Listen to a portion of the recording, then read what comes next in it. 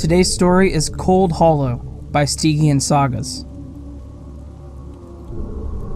The following manuscript, held in the libraries of the University of Louisville, claims to provide a first-hand account of the final days of a tiny, rural community in Rowan County, Kentucky, known as Cold Hollow.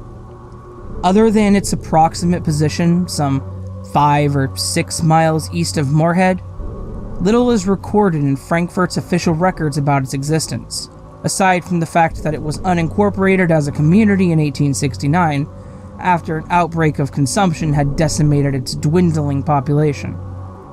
The name survives only in the title of a small residential road that winds with precarious persistence up into the wooded hills, once the main route into the hamlet. Written by Eugene McMillan, a lawyer and veteran of the Civil War native to Moorhead, as he lay dying of influenza in the autumn of 1918, it takes the form of a deathbed confession. Discarded as fiction by most who have read it over the course of the intervening decades, the account has no counterparts, for the records of the county sheriff's office on the matter are uncharacteristically vague. The only rumblings of local folklore surrounding Cold Hollow that stretched beyond shadowy rumors and ill omens died with the generation that had witnessed its erasure. Now, only a few local myths about Bigfoot, ghosts, and other such tired small-town legendry haunt the area, leaving these yellowed pages as the last recorded testament to the final days of a long, dead town. Articles in the Louisville papers discussed a meteor shower witnessed by many in Bowling Green on the 11th of September last month, and reading of the sightings has dredged up memories of an event I don't feel inclined to leave forgotten. Given my condition, I don't have long left to recall the story, and as far as I'm aware, most of the others who would know died many years ago. I may well be the last soul left who walked up the hills into Cold Hollow in the summer of '69, and I wouldn't feel right broaching the subject with the Almighty when I've yet to recount it to my fellow men here on Earth. The story, fantastic as it sounds, is factual. The final confession of a haunted man. I can only hope that, in the retelling, I manage to shed some of the weight I feel pressing down on me as my time to be called marches nearer. It started with a light in the sky, much the same as the ones in Bowling Green. The meteorite fell in July, when the heat of the summer was hellish, and the grass seemed inclined to bleach in the sun like parched prairie out west. It was a small thing, just a little flash against the night sky, but it happened during Independence Day celebrations in Moorhead, so the whole community saw the light streak down into the hills east of town. Some children planned to forage off into the woods to see what damage it had done, but scolding mothers put that to bed as soon as plans had been hatched. I was seated with a few friends from the war, ex-Confederate volunteers, all grumbling over old memories, which at that time were, I suppose, not so old. One, looking off after the falling star, remarked it must be near to Cold Hollow where the extended Kitchener family and a few other hangers-on dwelt in solitude. After the night wound down and we all went off home, there wasn't much talk of Cold Hollow's fallen star around town. During the war between the states, the Kitchener clan that lived up in Cold Hollow had been staunchly in Washington's corner, which put them at odds with most the rest of Rowan County, who were firmly in Richmond's camp. It may seem odd now, so many years on, but that was more than enough reason to make most in Moorhead steer clear of old Greg Kitchener's little hamlet above town. In 1869, the war had only been settled for a few years. People were still liable to see neighbors as enemies in the rural regions of Kentucky if they'd chosen the other side during the schism. I myself avoided representing or trading with more than one man who'd worn the Union blues. Marching up to investigate Cold Hollow from the valley seemed no less foreign to us than marching south into Mexico. So once it was determined that his land was closest to the stone, it was wordlessly decided that it'd best be forgotten. Over the next 2 weeks, word would tumble down the trail up to Kitchener's homestead that Greg's daughter, Miriam, had taken ill. This spot of rumor was confirmed when Greg's young son Edward rode through Moorhead on his way to Farmers, the larger town up the road, to try and petition the doctor to ride back with him. It was only after Dr. Van Horn rode down from a visit to Cold Hollow, pale and mute, that interest crept back up and gossip started to spread. The word in the shops around town was that a strange type of cancer had taken root in Miriam Kitchener, and that her body was racked with crippling tumors and sores the like of which Van Horn had never seen. So shaken by the otherworldly nature of that malady was the doctor that, despite multiple visits from young Edward, he always refused to follow him back up the hill.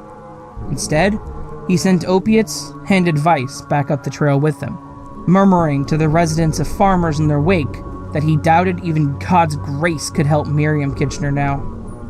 By the dawn of the 3rd week, Edward had ceased his rides, and it was their youngest Ronnie who had made the trips. Edward was now equally as ill, and it was not long before the patchy-haired and increasingly malnourished horse disappeared in kind, leaving Ronnie to trek to Farmers on his own. This went on for several days before, as Ronnie himself grew more and more bedraggled on his trips, Lisa Mailer offered to climb the hills with him. She was a mother herself and must have pitied the boy. Lord knows his skin, starting to peel in pinkish sores around his wrists and elbows, spoke to the suffering his poor family must be in up above. For his part, Ronnie remained silent, nodding with absent gaze and handing over his bag before following her on shaky legs up the trail, a sick fawn struggling to match its adoptive mother's pace. That evening, when Mrs. Mailer had stumbled at a trot back down the mountains, the pity had gone, panic had taken hold, and she was crying at dusk when one of the sheriff's deputies spotted her on the road and guided her on his shoulder into town. My friend and I pushed out of the inn upon hearing her sobbing, and Donald, her husband, ran out from amongst us to help the deputy calm Lisa. Finally, they were able to get her to the Mailer house, where Donald and the deputy spent the whole night trying to get details out of the shaken woman.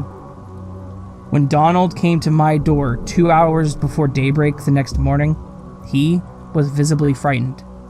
If there was one emotion I believed Donald Mailer was incapable of, it was fear. A veteran of the 1st Kentucky Cavalry who had braved the Union fire with me at Perryville in '62, he had been present at every action the 1st Kentucky had undertaken during the war. He was the last of the honor guard to stand down when President Davis was taken captive in Georgia, often muttering to us that he'd have fought to the end in the woods and hollers if the brass had only asked it of him. A fiercer soul didn't breathe air on the face of this earth, and when that scar-faced bear of a man came back shaken by his wife's account of what awaited us up in those hills, I began to take things with some of the gravity they deserved. Donald told me in a hushed tone that Sheriff Bowman was raising a body of men to go up and scout Cold Hollow. When he asked me whether I would join them, I didn't question. I just slung my old rifle over my shoulder and rode off into the misty dark with him towards town. Bowman rallied us along the main street, some 12 men made fearless fools by war. After reminding us we'd seen the worst man had to offer, and the Wilderland farm could harbor no worse, he led us up the winding way. The pre-dawn sky overhead was choked by clouds, and the woods closing in around us were wreathed in Appalachia's storied mists. Though none of us, save Donald and Bowman, knew what might await us in the little hamlet, we held our weapons tight and twitched at every noise, the gravity in their tones telling us all we needed to know. Truth be told, I don't know if they fully grasped the gravity of the situation in the hills, for I can't believe sane men would march up there with even a hint of how bad things had gotten around Cold Hollow. Donald and Bowman were, most likely, only slightly less blind than the rest of us. If even a glimpse of that horror had found us on the rocky road up the mountain through the morning mist, not a soul would have plodded along the road towards that moldering doom. Providence wasn't so kind to us, though. And by the time any among the party had noticed something was foul, we were already in its clutches. At length, cresting the final ridge some miles from Moorhead, we saw what we first took as queer, elongated trees jutting up from the forest around Cold Hollow. I struggle now to describe them, for there are no analogous fungi upon the earth.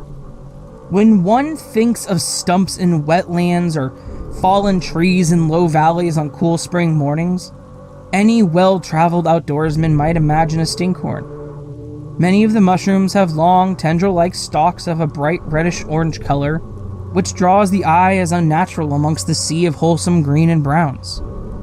There in Cold Hollow, sprouting from tall trees which had been healthy not a month ago, were flowering groups of small tendrils, grown giant by some unholy anatomy.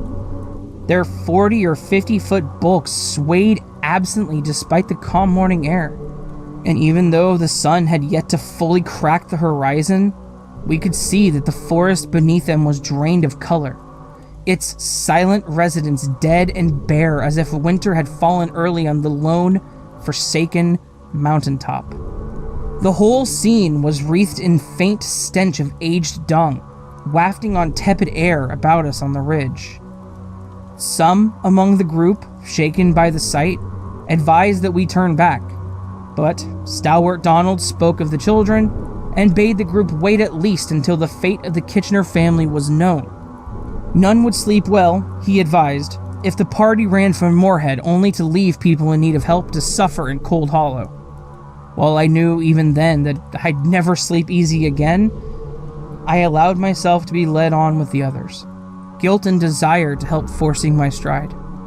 Lincolnites they might have been, but whatever hell had fallen upon the Kitcheners was beyond undeserved.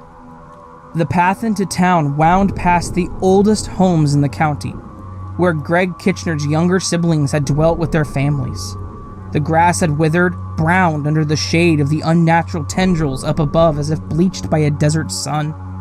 Corn and potatoes growing on family plots had been equally stricken, and all amongst them, white and red stalks ending in drooping points rose from the earth, swaying and dancing in time with the stalks on the trees up above us. Some were small, no larger than tufts of grass, and some were massive, rivaling a man in height. We gave all of them a wide berth.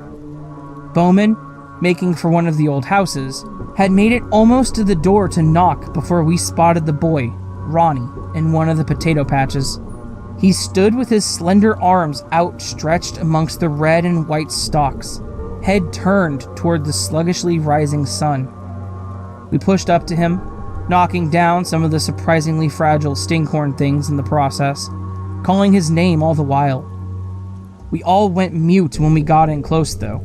Nothing could have prepared me or any of the rest of us for the sight of that poor boy's face. His eyes were lopsided, the discolored, brown-black left socket swollen shut, and the right inflamed and pink with weeping mucus. The nostrils of his nose had split up the sides, and the whole yellowish fissure which had formed there was seeded with those otherworldly red stalks, jostled by the rattling breaths which issued from the wound. When Bowman, fighting back tears, asked Ronnie through shaky gasps where his family were, his mouth fell open to reveal a filmy black mass within where his tongue had been. I've seen heads hove in by cannonballs and stomachs split with grape shot, but nothing compared to Ronnie Kitchener's swollen skull that morning in Cold Hollow. Scattered about him in the growth-throttled field, only obvious to us once the shock of Ronnie himself had been overcome, were the other Kitcheners of Cold Hollow. Some, like his brother Edward, were not much more decayed than he, but others were so far gone it was impossible to recognize them.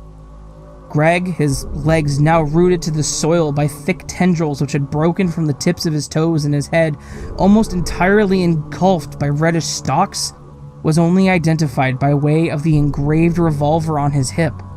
Some 27 of them stood there, pale as ghouls in the morning sun, the final testament to a withered community. At their center, near the edge of the field where the clearing met the dying woods, a shorn ditch in the soil choked with fungal growth spoke to the star which had fallen upon Cold Hollow on the 4th. We tried to shift some of the less mutilated Kitcheners from the field, but a kind of filmy mycelium reminiscent of centipede legs had sprung from the soles of their bare feet into the soil, and they screeched an unnatural hollow screech through their open noses whenever this was disturbed. At last, Donald and I resolved to do what had to be done, for none of the others had the stomach. We strode from man to woman, from woman to child, Bowman's scattergun in hand, and we ended each of them. The husks withered when their heads had been destroyed, crumpling down into heaps with their legs unnaturally rooted upright amongst the lifeless potatoes. Then we all withdrew, none speaking a word, eyes ever on the stalks wavering in the windless day above us. That afternoon, the party set fire to the woods around Cold Hollow, with the help of posses of men raised from all over the county. Though the fire swept wide through the drought-stricken woodland and devastated more of the hills than we intended, none of those in the know spoke of why the blaze had been set, or complained about the barns and logging stations lost in the conflagration. Donald never did sit right after Cold Hollow. He feared, as did most of us, that we would fall ill and end up like the Kitcheners. The fact that whatever spore or pollen fouled the air up there must have required more time to seed a host than we provided it didn't comfort him, though. Each summer weighed heavy upon him, and it was often I would find him drunk on his porch in the night, staring toward the hills and mumbling to himself about dark days it didn't do to dwell on. When Lisa found him dead in the woods by his own hands in 1874, I knew it was the Cold Hollow meteorite that was to blame, not the tumultuous stress of the times. Bowman died the following winter, and many more from the party in the decades after that. Last I knew, only old Rowan Goldie from Olive Hill was left, and that was back in the summer before the influenza took me and drove me to flee for the hospital out in Louisville. He must be 80 by now, perhaps older. The number of those who knew the tale of Cold Hollow is fading fast, and for the graveless dead of that Kitchener family, we are the last testament they can expect to receive. I can only hope this retelling does something to convey the bond they must have shared to struggle together in those last horrible weeks. There will be those, seated around the comfort of their hearth and sheltered by many intervening miles from the brooding hills of Kentucky, who scoff at what I describe. They will deride it as the fiction of a dying man, or perhaps more charitably, the ramblings of a decaying mind. I confess that this is not for any small readership of folklorists and local historians this account might find, but to clear my own head of the beast lurk there before the end. I pray that fate smiles enough on this earth that whatever unholy conspiracy of chance next hurls us such wretched devastation from the cold stars toward the globe misses its mark. For my own sake, when at last I close my eyes, I pray it is a clear and welcoming sunrise that I see, and not the brooding stalks of some ailing alien growth clawing at the gray, dour sky.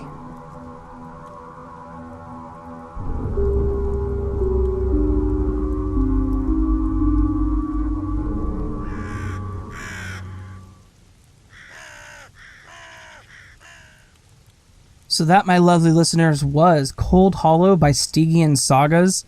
If I'm saying that name wrong, I am very sorry. I don't know how to pronounce it. It's Stygian Sagas, so I read it as either Stygian or Stygian. But if I'm wrong, please correct me if, either way. That story was absolutely freaking amazing. I love these kinds of tales. The ending was obviously quite harrowing, but I love how it was written. I love how this was set up to be like the dying words of a man that was involved in the party that was up there. And overall, the mushroom people style thing that was going on here, just creepy as hell and really, really well written. I love it. Thank you for that. If you liked the story, please do consider hitting that thumbs up button to let me know you liked the story. If you're new to the channel and you really liked what you heard, I would be absolutely grateful if you would hit that subscribe and bell button. That helps this channel grow, and the more I grow, the more I can do this, and I am super passionate about this. I love this so much. If you want to tell me how you're doing, leave a comment on the video. Let me know what you thought of the story. Let me know what you think of me. Let me know how you're doing. I would love to talk to you about pretty much anything. All that said, friends, in the description you'll find the link to the story, as well as a link where you can submit a story to me if you have one you would like me to read. And that is about all. I love every single one of you. I hope you all have a fantastic day. But until the next video, sleep well.